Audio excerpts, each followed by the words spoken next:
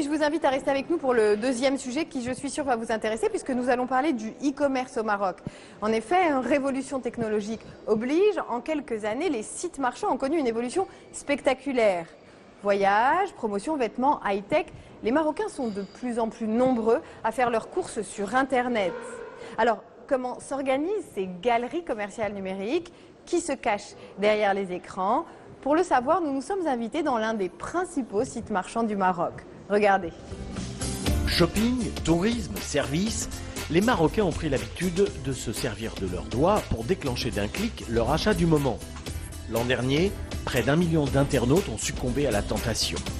Véritables centres commerciaux en ligne, les Jumia, Mall.ma et autres Shopéos prospèrent dans cet Eldorado numérique.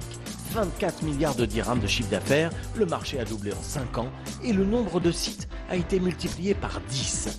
Mais alors, comment font-ils pour proposer une offre aussi large? Et bien souvent des promotions, des économies.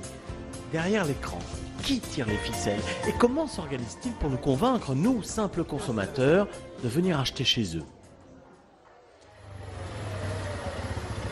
Une petite rue tranquille de Casablanca.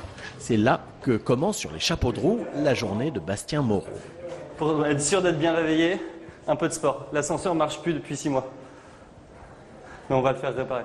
Ce jeune motard dirige un site de commerce en ligne, un mall virtuel qui a 3 ans d'existence. Dans ses bureaux, plus de 200 personnes, une véritable fourmilière. Tous tendus vers un objectif et un seul, vendre, vendre toujours plus. Sa société est la filiale d'un groupe basé en France, présent dans 11 pays africains, et toutes ces sociétés fonctionnent à peu près sur le même modèle, s'imposer comme le site qui offre le plus grand choix de produits aux internautes, contrairement aux concurrents qui misent tout sur les promotions.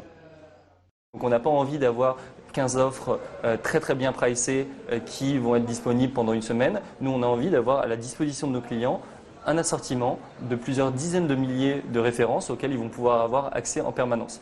Bastien Moreau déteste gâcher. Ici, chaque mètre carré de bureau est optimisé. Les équipes très organisées. Alors, ici, on a toute l'équipe de vendor managers qui sont en charge de trouver les bons produits au meilleur prix. On a ces 2 tables qui sont à 100% dédiées au management et à la gestion des personnes qui vendent sur Jumia. Donc leur rôle, c'est d'être en contact avec leurs sellers, d'être en contact avec leurs fournisseurs, de trouver des offres qui évoluent, que toutes les semaines on ait un assortiment plus large, qu'on ait des nouvelles offres, qu'on ait des repricing sur certains produits. Informatique, mode, beauté, santé, high-tech, etc. En tout, 30 000 références. Et une promesse faite aux consommateurs, sur les produits les plus demandés, les prix ne peuvent pas être plus élevés sur le site qu'en magasin. Quant aux promotions, elles sont répercutées elles aussi, mais bien sûr, pour que les affaires prospèrent, il faut inonder le web de toutes ces offres alléchantes et séduire les consommateurs en permanence. Bref, faire du marketing et mettre en avant les nouveautés. Dans le jargon, on appelle ça pousser les offres. J'ai accepté les offres, il va nous envoyer le définitif, le prix définitif. Et du coup, à ce moment-là, on aura notre prix d'achat, notre prix de vente et on pourra voir ce qu'on en fait. Comment on pousse? C'est vraiment le département marketing qui va nous aider à pousser. Donc là, en faisant de la pub sur Facebook, de la pub sur les réseaux sociaux, de la pub même ailleurs sur certains autres sites internet, comme vous pouvez le voir. Parfois, vous allez chercher un billet d'avion et il y a Jumia qui s'affiche. Et par la puissance de l'offre qu'on propose. Chaque semaine se tient la réunion du marketing, une sorte de conseil de guerre pour définir la tactique la plus performante qui permettra de pousser les offres du moment. On va aller aussi communiquer sur les petits prix des smartphones, donc les enterprises. On sait que c'est des produits qui cliquent beaucoup, où on a beaucoup de monde dessus. Donc, par exemple, avec les GeForce, c'est des produits... Ces jeunes soldats de la guerre commerciale, moyenne d'âge 24 ans, suivent avec attention le briefing de leur commandant. Sur le site, sur l'application, sur les réseaux sociaux, il faut en parler dans la presse aussi. Et puis pour tout ce qui est référencement sur Google, il faut que ce soit présent aussi. Le marketing, ça coûte beaucoup d'argent, donc on investit énormément d'argent pour transmettre les messages clés de la société, pour transmettre notre mission, notre ambition.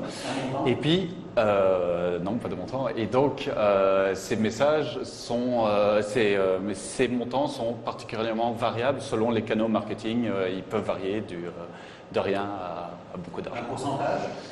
C'est-à-dire un pourcentage sur le chiffre d'affaires que vous réalisez. Donc nous sommes une société aujourd'hui en phase d'investissement et donc qui nous investissons beaucoup d'argent sur Que représente le budget marketing dans le total du budget? et ça je ne suis pas autorisé à vous communiquer ces chiffres-là. Difficile d'obtenir des chiffres dans ce secteur ultra concurrentiel.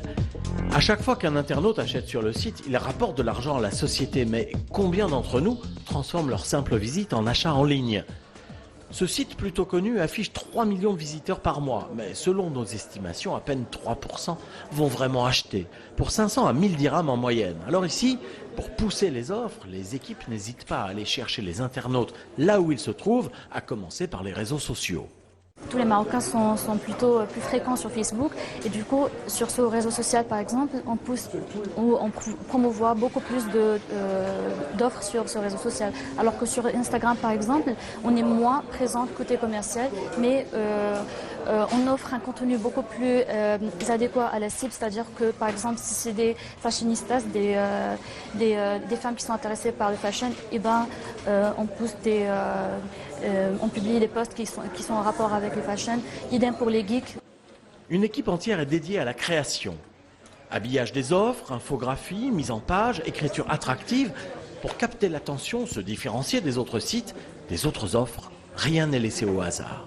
L'image ou le visuel ou les bannières en général, c'est la chose qui attire le plus. Donc si la bannière n'est pas belle, donc on a un souci. Donc, on doit vraiment veiller à ce que tous nos visuels soient à la fois adéquats avec nos objectifs institutionnels et avec ce que le client veut voir sur les bannières. Pour démultiplier sa présence sur Internet, ce site demande à d'autres sites d'afficher sa bannière en permanence sur leur page d'accueil. Ces sites hébergeurs, on les appelle des affiliés. Ils participent à la visibilité de la société. Ce sont des bannières qui sont de différentes dimensions et que les affiliés choisissent selon la taille qu'ils disposent sur leur site ou sur leur blog. Et donc, une fois que l'affilié la met sur son site ou son blog, et à chaque fois qu'il y a un achat qui passe à partir du site ou du blog, l'affilié reçoit une commission. Elle peut atteindre 11% de commission sur tout achat. Dans le bureau d'à côté, les commerciaux communiquent avec l'équipe parisienne. Là-bas, on centralise des informations sur le marché. On repère les produits et les ventes qui marchent le mieux en ce moment. Donc j'enchaîne sur la troisième top campagne GM. C'est une campagne pour la préparation de la lune. On va déjà mettre en avant sur le site des produits dont les gens ont besoin pour la lune, c'est-à-dire le produit électroménager, le petit électroménager et tout ce qui est art de table, donc couteau, hachoir et autres.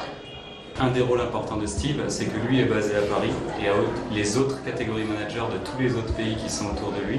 Et donc, il va pouvoir non seulement avoir des analyses sur le Maroc, mais aussi prendre les analyses de ce qui se passe dans les autres pays et nous conseiller sur ce qui marche au Maroc, au Nigeria, au Kenya, pour qu'on puisse reprendre ce modèle-là et l'implémenter ici. En attendant, c'est ici à Casablanca que les dirigeants du site vont sur le terrain, à la rencontre de leurs fournisseurs. Eux leur proposent des produits non pas virtuels, mais bien réels. Par exemple, qu'on va voir maintenant, on va le voir une fois par semaine.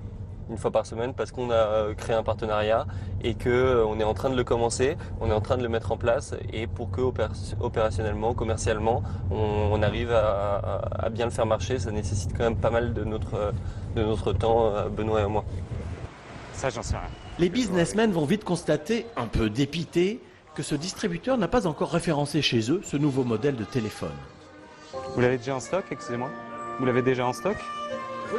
Vous l'avez déjà en stock? Ah oui, celui-ci aussi? Les deux en stock. Ok.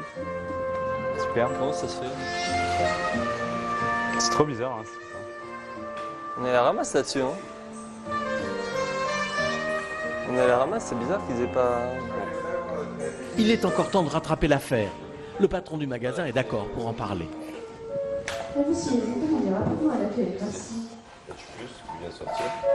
Très bien. Il est différent par rapport à l'ancien. Oui. Super. Voilà, ça va par rapport à... Et du coup, ça, tu as du stock aujourd'hui dessus? Ouais, énormément. Ok, donc ça c'est quelque chose qu'on peut mettre en ligne très rapidement au prix mais, 8490. La marge autour de ce genre de produit, selon nos informations, tourne en général autour de 8%. Mais devant la caméra, on ne parlera pas de prix, mais plutôt de la manière dont Bastien va proposer sur son site plusieurs produits de rentrée scolaire. Le but là, ça serait un peu de discuter pour le mois prochain. Quels sont Écoutez, comme il y a maintenant le back to school, on va vous donner déjà notre deal. Il n'y a pas de négociation de prix, car les prix sont alignés avec les prix en magasin. C'est plus un partage sur ses insights, sur sa connaissance du marché, pour qu'ils nous disent quel type de produit mettre en avant. Pour le patron du magasin, ce partenariat est lui aussi source de recettes.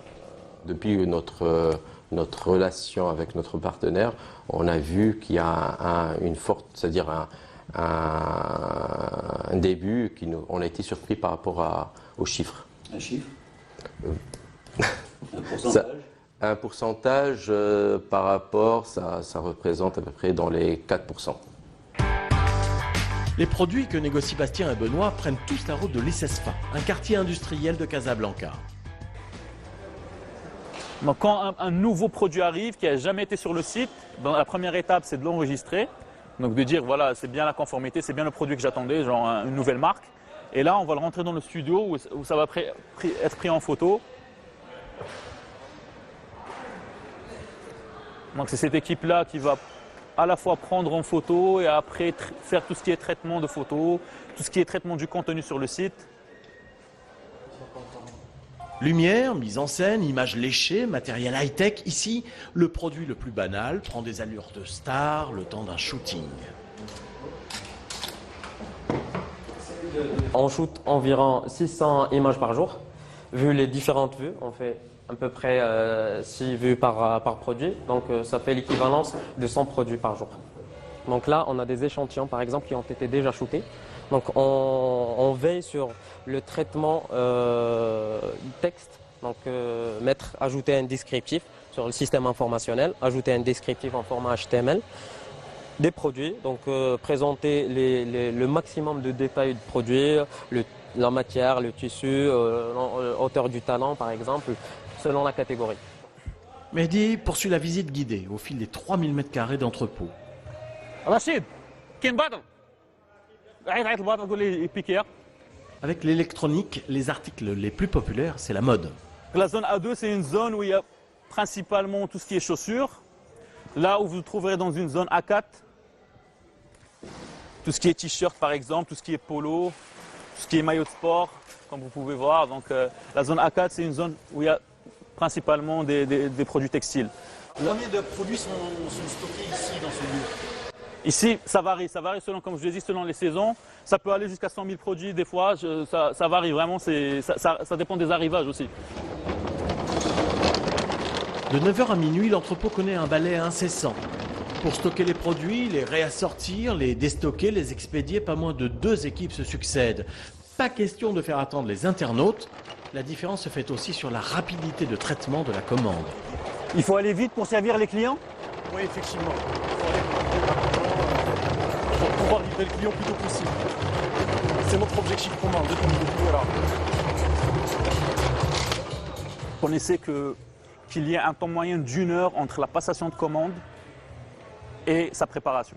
Donc on essaie, voilà, si là on est, je sais pas quelle heure il est, il est 10 heures, il faut que les commandes qui soient passées à 9 heures commencent déjà à être traitées. C'est notre challenge quotidien. Un tiers des livraisons se fait sur l'axe Casa-Rabat.